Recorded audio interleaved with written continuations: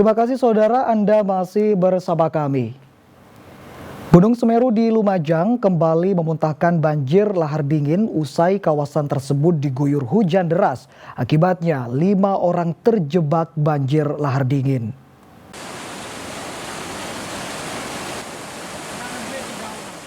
Hujan deras mengguyur kawasan puncak dan lereng Gunung Semeru di Kecamatan Pasirian, Lumajang Sabtu sore. Akibatnya gunung tertinggi di Pulau Jawa itu memuntahkan banjir lahar dingin, sehingga aliran sungai yang berhulu di Gunung Semeru dipenuhi banjir yang membawa material vulkanik. Akibatnya 5 orang terjebak banjir, 2 diantaranya warga, sisanya sopir truk penambang pasir. Warga tidak menyangka Sungai Erjali bagian hilir tiba-tiba banjir cukup besar sore hari. Karena paginya mereka masih bisa melintas atau menambang pasir. Siang ini banjir sangat besar sekali, tapi air hujan. Juga aliran Semeru yang paling bawah, karena banjir di atas terlalu besar, mendapat banjir di Sabagu sangat besar sekali. Ketinggian 2 meter, lebar kiri kanan 50 meter air. Dampaknya apa ini, Pak? Dampaknya air hujan sangat besar di atas. Orang itu terjebak bisa pulang. Kan penggait, mungkin sopir dan penggait pasir di Kaliregoyo, Desa Bagu. Masih terjebak berarti, Pak, ya? Terjebak. Desa Bagu, Kecamatan Pasirian. Banjir mulai siang hari ini yang besar, tingginya 2 meter, lebar kiri kanan 50 meter. Akhirnya orang tidak bisa melintas ke timur sungai dikarenakan air sangat besar sekali. Hasil pemantauan petugas Pusat Vulkanologi Mitigasi dan Bencana Geologi atau PVMBG Gunung Semeru pada 6 jam terakhir mengalami 7 kali letusan dan 4 kali tremor harmonik serta 1 kali getaran banjir lahar. Warga diimbau tetap berhati-hati meski status Gunung Semeru masih bertahan di level 3 siaga. Nur Salim melaporkan dari Lumajang.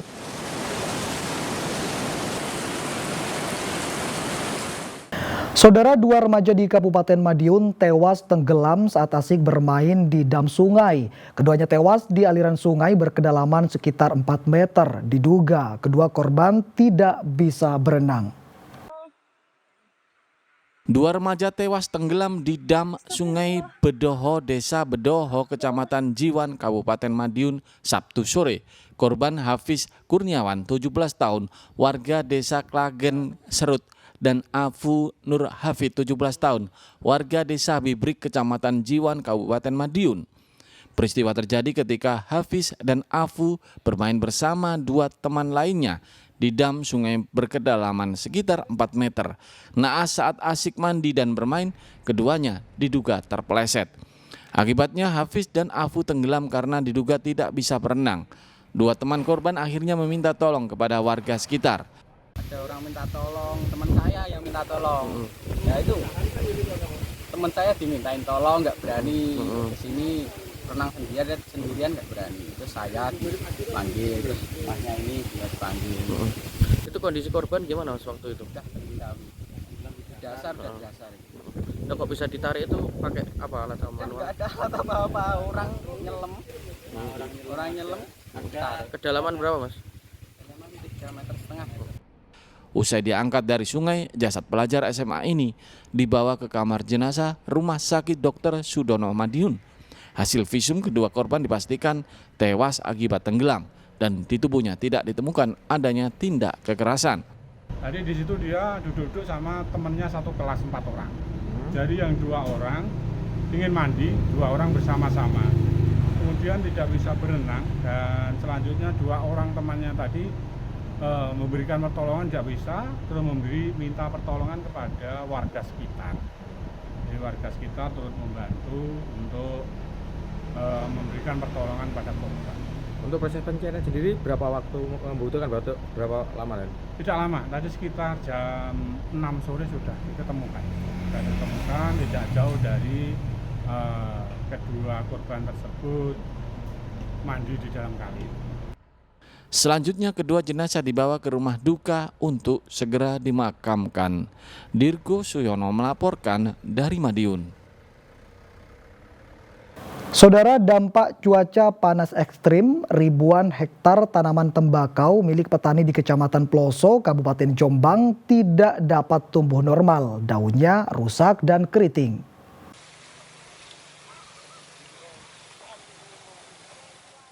Ribuan tanaman tembakau di desa Gedong Ombo, Kecamatan Ploso, Kabupaten Jombang tumbuh tidak maksimal.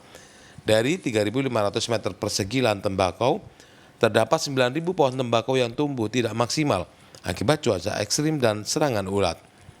Pada awal musim tanam, tembakau petani ini terlihat masih normal. Namun setelah berumur 3 minggu hingga 1 bulan, daun tembakau mulai keriting. Hal ini disebabkan karena kondisi cuaca yang ekstrim.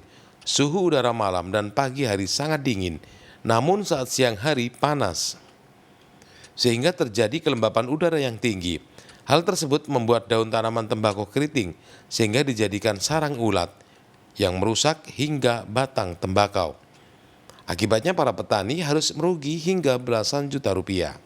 Terserang hama purut ini sejak kapan, Pak? Umur 1 bulan. 1 bulan. Terus antisipasi petani, Pak? Kalau purut diambil atau gimana? Diambil aja, dicabut. Oh, dicabut gitu diganti. Ya? Diganti yang baru. Ganti yang baru. Ya sebenarnya untuk tembakau yang ada di utara Brantas di awal-awal tanam itu bagus. Bagus, kemudian mungkin umur 3 minggu, 1 bulan itu ada yang petani kalau bilang itu keriting atau puter. Nah, puter. Cuma sampai saat ini mungkin belum bisa menemukan untuk obat atau apa ya. Nah, ini dari jamur atau kena cuaca ekstrim. Nah, mungkin seperti itu. Para petani harus mencabut tanaman tembakau dan menggantinya dengan tanaman baru. Karena serangan hama atau virus daun keriting ini belum ada obat penangkalnya. Dwi Mujiarso melaporkan dari Jombang. Saudara, jika ada yang mengatakan nelayan adalah penjaga laut, mungkin ada benarnya. Setidaknya itu dilakukan kelompok nelayan di Trenggalek yang menangkarkan ribuan tuki agar tidak punah. Masih ada nelayan yang tidak tahu jika penyu hewan dilindungi sehingga menjualnya secara bebas.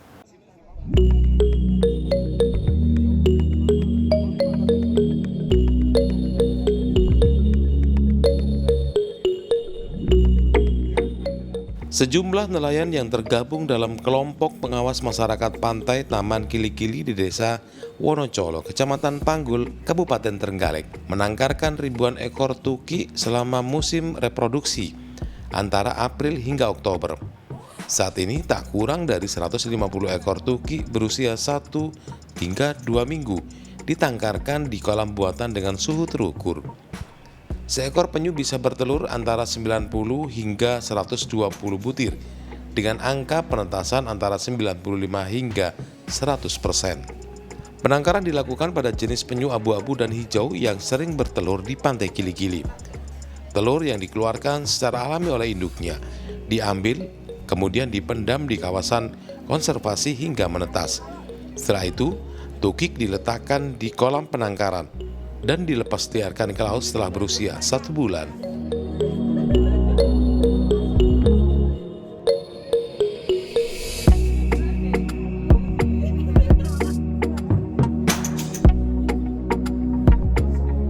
Penangkaran penyu dilakukan agar satwa langka itu tidak punah, sebab masih ada nelayan yang tidak tahu jika penyu hewan dilindungi, sehingga menjualnya di pasar bebas. Polres Trenggalek secara berkala mengawasi penangkaran itu sekaligus mengedukasi masyarakat pesisir. Jadi setelah ada konservasi di tahun 2011 itu seolah-olah masyarakat itu sadar bahkan membantu relawan untuk menyelamatkan penyu. Pak, kalau di sini tuh ada berapa jenis penyu yang konservasi? Ya sebenarnya penyu itu di sini ada 3 jenis, tapi yang sering mendarat atau bertelur di tempat konservasi Taman Kili-Kili ini cuma penyu abu-abu atau penyu lekang itu, Mas. Didukung cuaca bagus ya, misalnya musim kemarau itu betul-betul kemarau, banyak panas, cuacanya panas itu bisa 100% Mas. Konservasi penyu di wilayah Jawa Timur salah satunya adalah di Trenggalek, dan di Trenggalek sendiri kita ketahui paling banyak menghasilkan tukik atau bayi penyu, yang tentunya kita tahu bersama bahwa penyu ini adalah satwa yang dilindungi dan sudah diatur oleh undang-undang terkait satwa yang dilindungi, dan kita punya kewajiban bersama kelompok pengawas masyarakat pemerhati lingkungan khususnya di penyu di wilayah Panggul, Kecamatan Trenggalek. Konservasi penyu swadaya nelayan ini dilakukan sejak 2011 silam.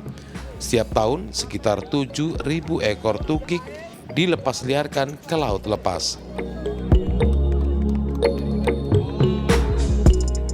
Danu Sukendro melaporkan dari Trenggalek.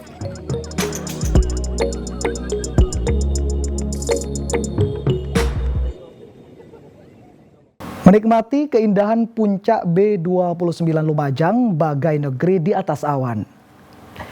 Informasi selengkapnya saudara akan kami hadirkan untuk Anda sesaat lagi, jangan kemana-mana.